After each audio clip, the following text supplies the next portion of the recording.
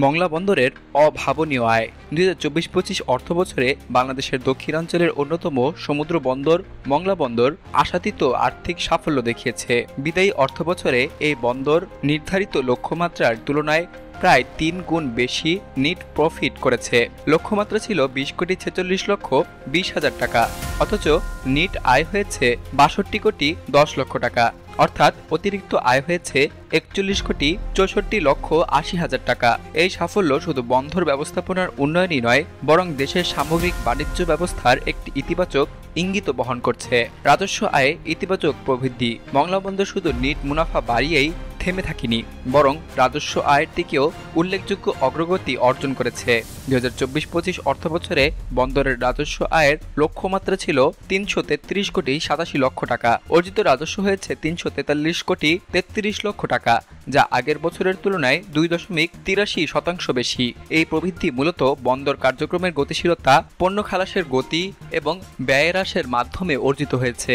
সফল ব্যবস্থাপনা এবং দক্ষ সম্পদ ব্যবহার এই সাফল্যের পেছনে অন্যতম কারণ হিসেবে চিহ্নিত করা হয়েছে কার্যকর ব্যবস্থাপনা, সীমিত সম্পদের দক্ষ ব্যবহার এবং বন্দর কর্মীদের সক্রিয় অংশগ্রহণ।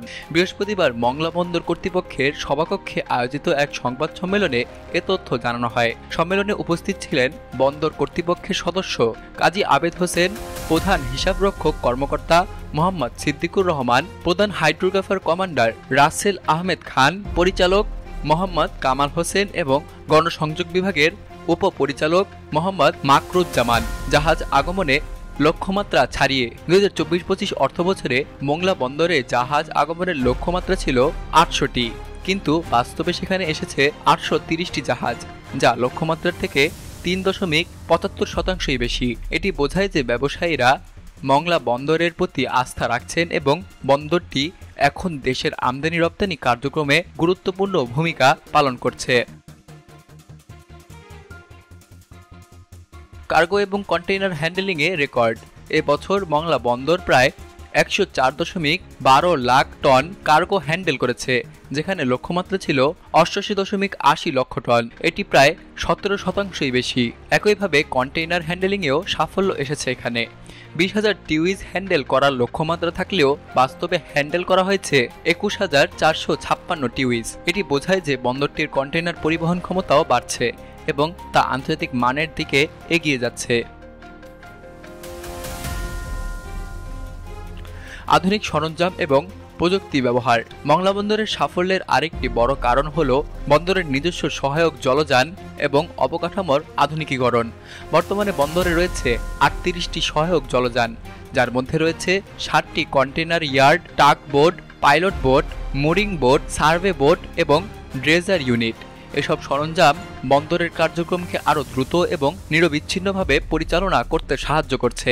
আমদানি এবং রপ্তানি পণ্যের বৈচিত্র্য। মংলা বন্দর দিয়ে বর্তমানে আমদানি হচ্ছে প্রায় 25 ধরনের পণ্য, যার মধ্যে রয়েছে খাদ্যশস্য, সার, গাড়ি, এলপিজি, সয়াবিন তেল, জ্বালানি তেল, কয়লা, ক্লিনকার প্রভৃতি। অন্যদিকে রপ্তানি হচ্ছে তৈরি পোশাক, পাটজাত পণ্য, হিমায়িত মাছ, চিংড়ি, কাঁকড়া, শুকনা মাছ এবং বিভিন্ন ধরনের মেশিনারি। এই পণ্যের বৈচিত্র্য বন্দরকে আরও সমৃদ্ধ এবং বহুমুখী করেছে। মংলা বন্দর 2024-25 অর্থবছরে যে আর্থিক সাফল্য অর্জন করেছে তা দেশের বন্দর ব্যবস্থাপনার ইতিহাসে এক গুরুত্বপূর্ণ মাইলফলক। মাত্র 20 কোটি টাকার লক্ষ্যমাত্রা থাকা অবস্থায় প্রায় 62 কোটি টাকা নিট মুনাফা করা যেমন অসাধারণ অর্জন, তেমনি রাজস্ব বৃদ্ধির হারও প্রমাণ করে বন্দরটি উন্নয়ন এবং দক্ষতার পথে এগোচ্ছে।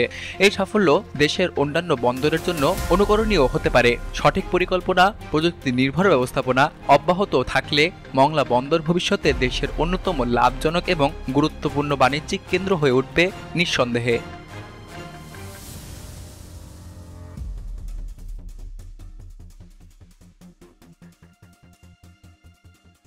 সকল প্রকার খবর জানতে এখনই সাবস্ক্রাইব করে রাখুন আমাদের চ্যানেল বাংলাদেশ কণ্ঠে।